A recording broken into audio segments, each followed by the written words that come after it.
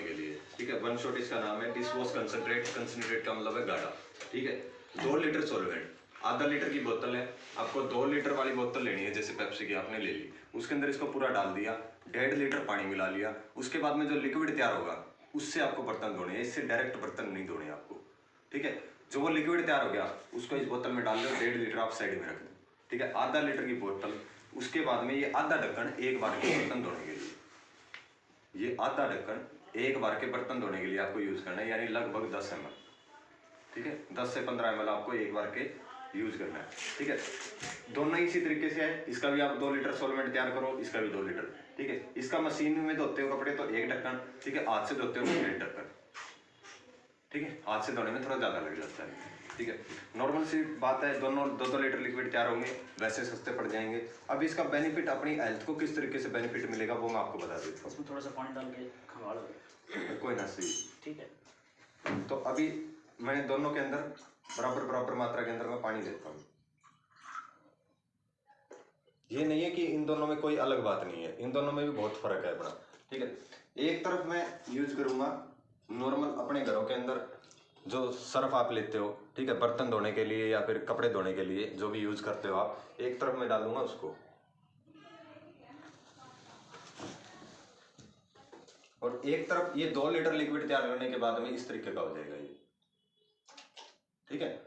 तो एक तरफ मैं डालूंगा इसके अंदर इसको, ठीक है। तो अभी मैं इसको अच्छी तरीके से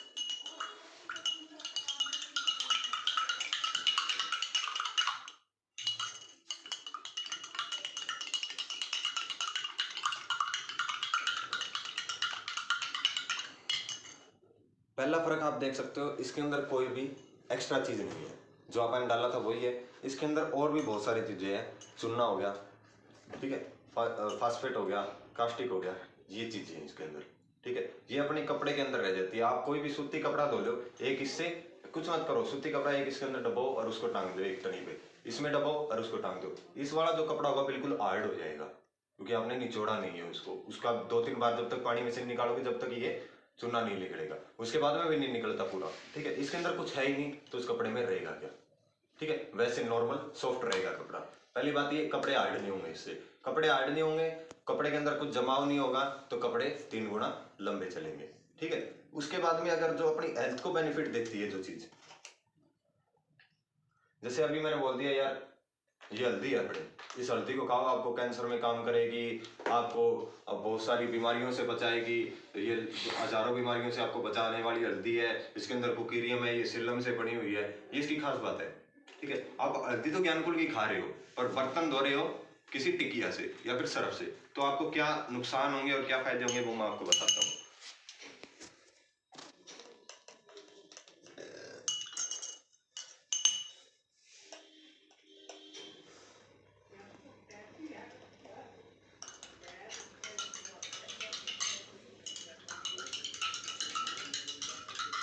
दोनों के अंदर हल्दी डाली है, ठीक है। इसका रंग लाल है, इसका रंग पीला है, ठीक है। ये मैंगो शेक है और ये अनार का जूस है, ठीक है। तो इसके अंदर ये ऐसा क्यों हो गया, ये खून बनाएगा, ये खून नहीं बनाएगा, ठीक है। ये कैसे है मैं वो बताता हूँ। जो इसके अंदर आपने मान लेते हैं, आपने हल्दी खा रहे हो, आप ज्ञानकुल की बर्तन धो रहे हो उस टिकिया से, आप अपने बर्तन के अंदर देखोगे तो जैसे उसके ऊपर ऐसे लीक खींचोगे तो वो लीक खींच जाएगी, खींचती है। क्यों खींचती है, क्योंकि उसके ऊपर ये जो चूना था, ये फास्फेट था, वो जम जाता है।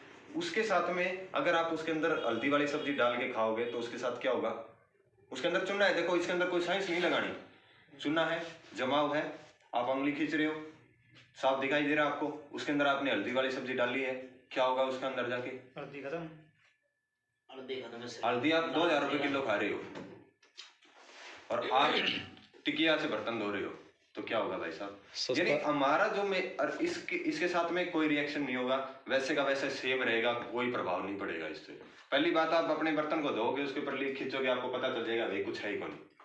आपको पता ही है, अभी इसके अंदर डाला आपने, कुछ था ही नहीं एक्स्ट्रा। इसके अंदर बहुत सारी वजन बढ़ाने के लिए बहुत सारी चीजें डाली जाती है, ठीक है, क्योंकि ये वजन के हिसाब से बिकता है, ठीक है। चूना, फास्फेट, बहुत सारी चीजें एक्स्ट्रा डाली जाती है। एक तो सरफ आता है 50 रुपए किलो और एक सरफ आता है 250 रुपए किलो, कोई फर्क नहीं होता, बहुत फर्क होता है, ठीक है।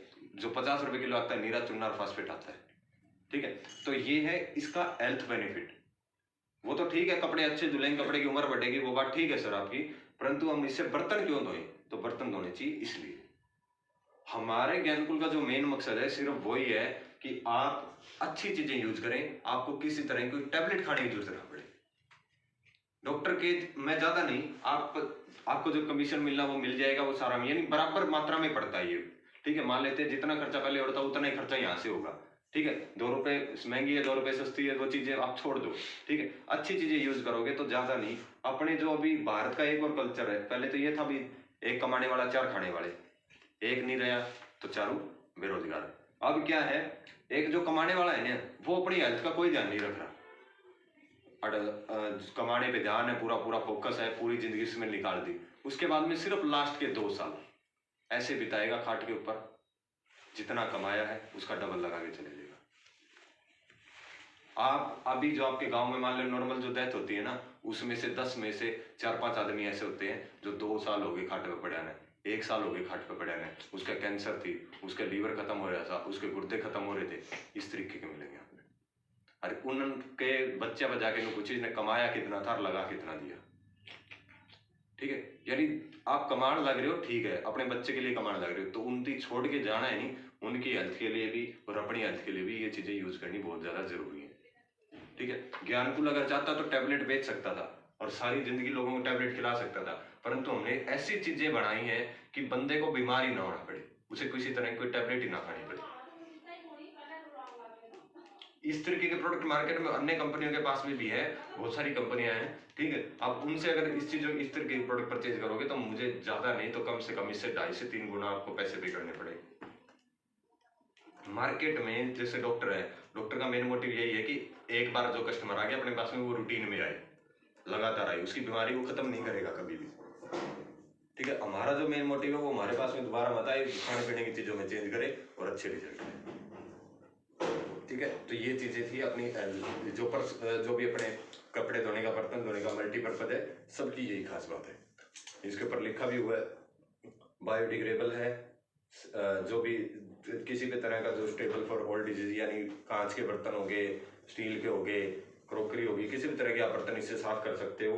नो फास्फेट, इसके अंदर बिल्कुल भी फास्फेट नहीं है, और चूना नहीं है तो आपके बर्तन पे स्क्रैच भी नहीं आएगा, उनकी भी अच्छी चमक बनी रहेगी, स्क्रैच नहीं आएगा। क्योंकि एक तो आप पत्थर घिसो बर्तन के ऊपर स्क्रैच आएंगे, तो ये भी एक तरह का चूना ही है, पत्थर है, मिट्टी है, मिट्टी घिसोगे तो भी स्क्रैच आएंगे। ठीक है, मैं ये नहीं कहूंगा आप टिकिया से यूज करो, ठीक है, आप धो इसे यूज करो, आप राख से धो लो, उससे बढ़िया, या फिर धोने हैं तो फिर इससे धो। राख से आज कोई नहीं धोता, हाथ फट जाते हैं, और ना हो मुकेश जी, हाथ कितने फटते हैं इससे बर्तन मांजने से? नॉर्मल रहते हैं, आपको बिल्कुल हाथ नहीं फटेगा किसी भी तरह का। आप अपनी लेडीज के जाके हाथ देखो, बेचारे राख से मांजिएगा, टिकिया में मांजिए, सारे हाथ फटे पड़े हैं।